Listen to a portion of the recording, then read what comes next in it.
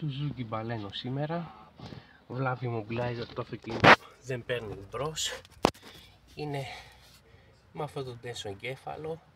Εντάξει, ανά 6 μήνες, ένα χρόνο υπήρχαν διαφορετικοί κωδικοί και ανάλογα τα κυβικά χ, 300 χ, 600 κυβικά βενζίνης.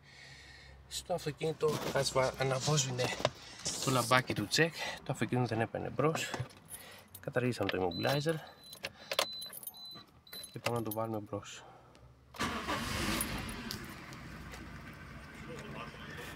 Το αυτοκίνητο ξαναπήρε μπρος και δουλεύει άψογα.